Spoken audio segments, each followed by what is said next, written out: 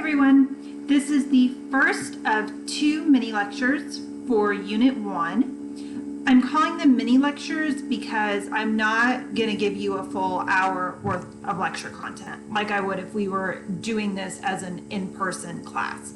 I'm going to try to hit on some of the important terms and concepts that are sometimes a little easier to understand if you have them verbalized. I'm not hitting on every main point in your textbook. So these videos are not intended to be a substitute for reading your textbook, but I am trying to format them where you can either watch them before you read or watch them after you read, whatever works best for your individual learning style.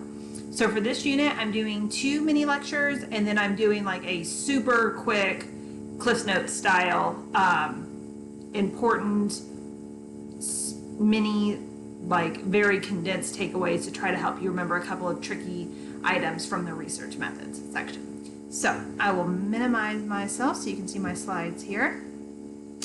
All right, so first we're going to talk about perspectives and applications in psychology. And this should be, there we go. Okay, so this chart, if you've already read your textbook or you've already looked at the textbook slide, should look familiar. If not, don't worry, we're going to go over all these things. This is a quick summary of the focus and sample questions within some of the main perspectives of psychology. So we're going to go through, we're going to break all of these down, but this is kind of like our outline we're going to be working from. So first of all, neuroscience. Neuroscience is sometimes called behavioral neuroscience. It's sometimes called biopsychology, physiological psychology, psychobiology. Now, if you were taking a biopsychology course, there actually are subtle differences between each of these fields, but for the purposes of this discussion, it's basically the field of psychology that kind of marries itself with more physiological sciences, biological sciences, and focuses on how do the brain and the mind connect. How do your neurotransmitters predict your mood? How do certain parts of your brain contribute to your personality, your behaviors, your emotions? One famous example of really a case that kind of got the whole field of biopsychology rolling was Phineas Gage. Phineas Gage was a railroad worker, and one day during a railroad accident, a stake went flying, went up through his chin, through his head, out through the top of his brain. Now, the parts of the brain that were damaged at this point, this happened a long, long time ago. I forget the year, long time ago. But people would have assumed, hey, if you have a steel railroad spike literally driven through your brain, we would expect you to die, or at least be a pretty non-functional person. Phineas Gage really did not lose his physical functions. But what did happen was his personality changed. And so that was kind of one of our first little insights into this field of biopsychology of, okay, there are places in the brain that are having a direct impact on our personalities, on our thought processes, on our emotions. And if you start messing around with those, your personality can change. So what does that tell us about the connection between like the physical, biological structure of the brain and the more psychological elements of the mind? It's a really fascinating case if you want to read more about it. A more modern translation of that is like when you have individuals who have brain cancer. When you do radiation therapy, when you do chemotherapy that's targeted towards the brain, depending on where their tumors are, a lot of times those individuals will start experiencing personality changes, will start experiencing emotional changes, behavioral changes. So we know that there are certain parts of the brain that directly impact our emotions, our personalities, and our behavioral tendencies. The next field is evolutionary psychology. And before I go any further with this, I want you to know it's a very important point. You can follow a religious faith system that believes in creation and still be okay with evolutionary psychology. All right, this is not starting from a place of you have to believe in the evolution of humans from a single cell organism. So just so you know, like don't automatically tune out if for faith-based reasons, you tend to go away from evolutionary theories. This is not the same thing. So evolutionary psychology, basically what we're trying to do is we're trying to explain how some of our behaviors and psychological traits now are actually functional adaptations from earlier humanity. Over the centuries, over the generations, over the millennia, we have behaviors and we have tendencies that we have developed as human beings that make us more successful.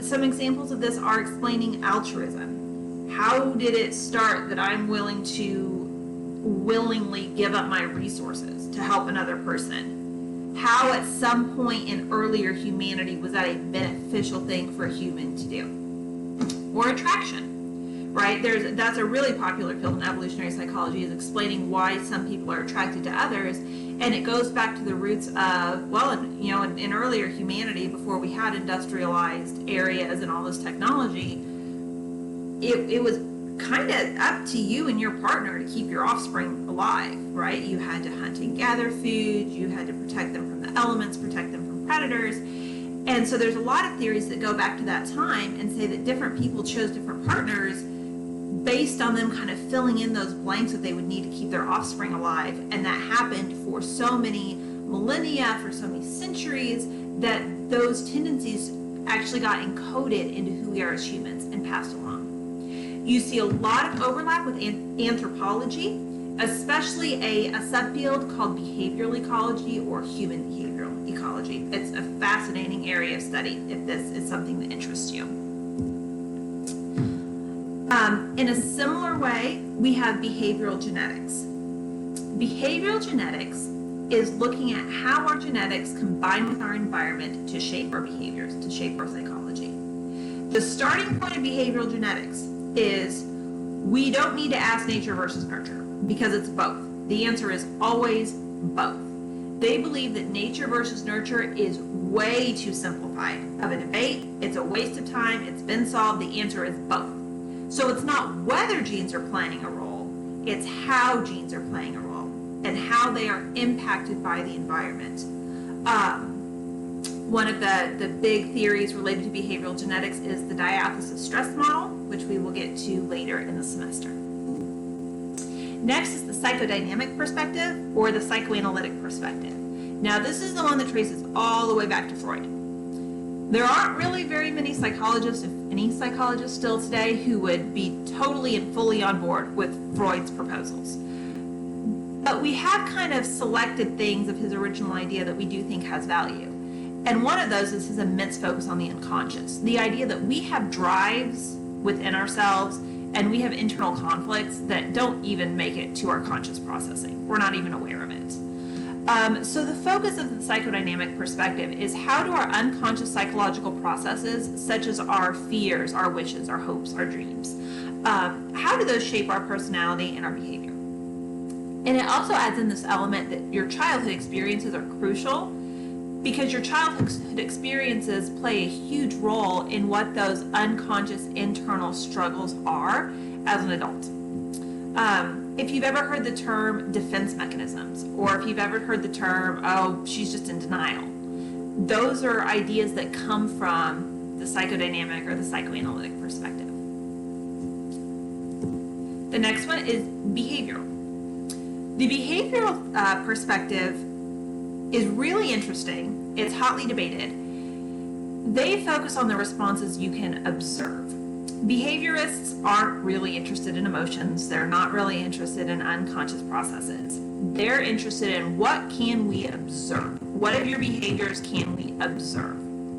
And their key belief is that the way that we all behave is based on behaviors that we have done in the past that have either been reinforced, which is another word for rewarded, or behaviors that we've been punished for.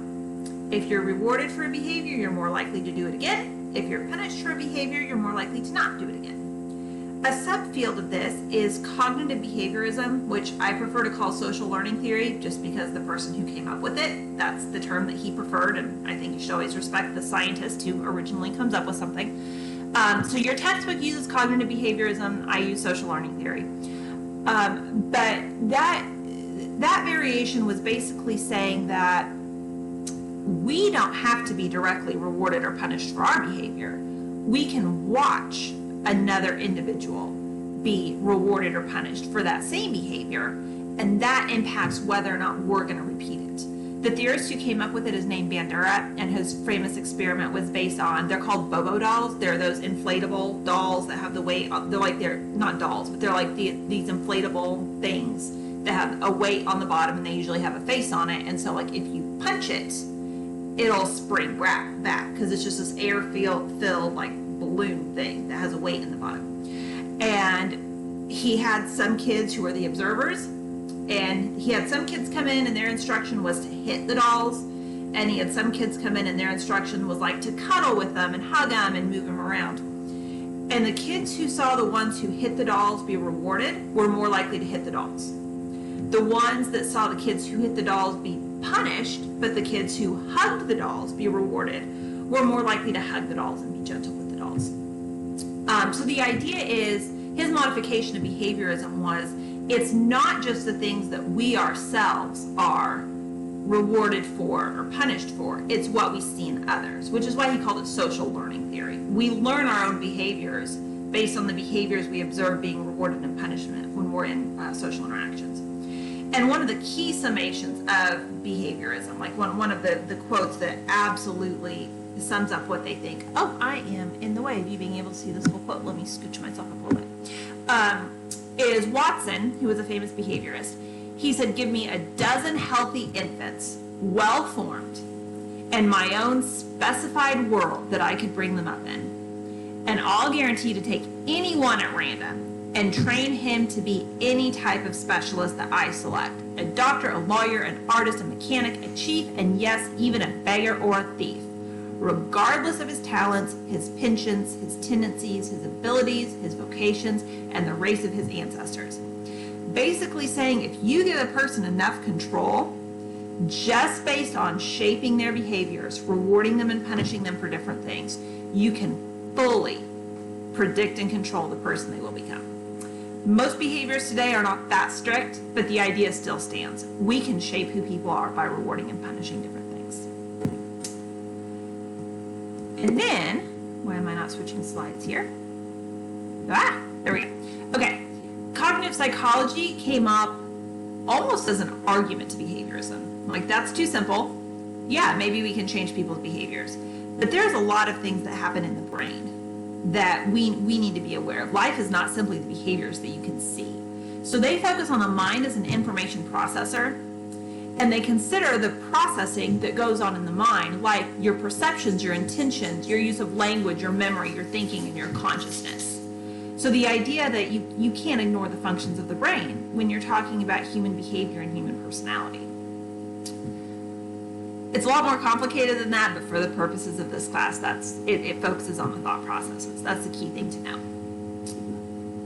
The sociocultural perspective is also known as multicultural or cultural psychology, and they consider the social and cultural or religious context. This is one of my areas of specialty. This is not the same as social psychology. I'm in the way again. Social psychology is a fascinating field of psychology. I would love to teach a class on it sometime, but they focus on how your individual emotions, thoughts, and behaviors are influenced by the behaviors and the presence of others who are around you at any given time. It's fascinating. I love it. I would highly recommend taking a class on social psychology if you enjoy psychology.